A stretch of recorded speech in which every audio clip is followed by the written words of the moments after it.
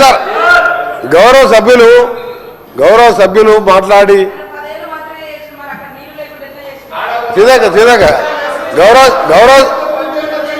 సభ్యులు వారు ఎన్నికల 2013 ఎన్నికల మేనిఫెస్టోలో కానీ మేనిఫెస్టో కంటే ముందు ఆయన పార్టీ పెట్టినప్పుడు కానీ ఒక అధికారానికి వచ్చేటప్పటికి ఒక 10 లక్షల సార్లు దళితుని ముఖ్యమంత్రి చేయకపోతే నా మెడ మీద తల ఉన్నది వాళ్ళు. నువ్వు ఇంప్లిమెంట్ చేసినావా ఆఖరి దళితుడికి 3 ఎకరాల భూమి ఇస్తా, బోరేస్తా, మోటార్ ఇస్తా, 1.5 ఎకరం ఉంటే 1.5 యాడ్ చేస్తా, ఆయన ధనవంతుని చేస్తాను. చేసినావా? చేయలే. మూడవది, ఒక దళితుడు ప్రతిపక్ష నాయకుడు ఉంటే సంతలో పశువుల్లాగా ఎమ్మెల్యేలు కొనుక్కొని ప్రతిపక్ష హోదా లేకుండా చేసి దళిత వ్యతిరేకంగా నిరూపించుకున్నావు. ఇకపోతే చదివించ ఇంటికో ఉద్యోగం, డబుల్ బెడ్రూమ్, నీ బిడ్డలు తేడమనుకుంటారు. నీ చెప్పమంటావా? 1,00,000 అబద్ధాలు ఆడి 2 సార్లు అధికారంలోకి వచ్చిన మీరు మేము చేసిన కార్యక్రమాలు 1,00,000 కోట్ల మంది ఇవాళ ఆర్టీసీలో ఉచితంగా మహిళలు ప్రయాణం చేస్తున్నారు. చూస్తలేవా?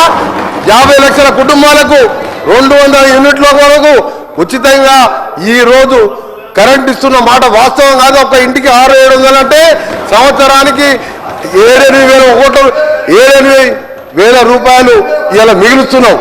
ఇంకా చేసే కార్యక్రమాలు ఉన్నాయి.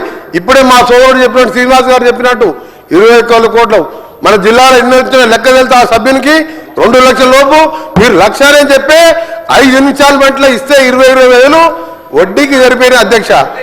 అంటే 15 ఏళ్లలో ఇన్ని చేసిన వాళ్ళం. మాకు ఇంకా 3-4 సంవత్సరాల సమయం ఉన్నది. ఇవన్నీ చేసి చూపిస్తాం. తొందరగా పడతావు. అసలు నువ్వు దళిత ముఖ్యమంత్రి కానీ ఇన్ని లక్షల మంది దళితులు మోసం చేసి ఇవాళ బీసీ కులగణన చేస్తే కేసీఆర్, కేటీఆర్, హరీష్ రావు పార్టిసిపేట్ చేయలే. అంటే మీకు ప్రజల మీద ప్రేమ లేదు. అధికారం కోసం తప్పుడు వాగ్దానాలు 1,00,000 వాగ్దానాలు ఇచ్చును.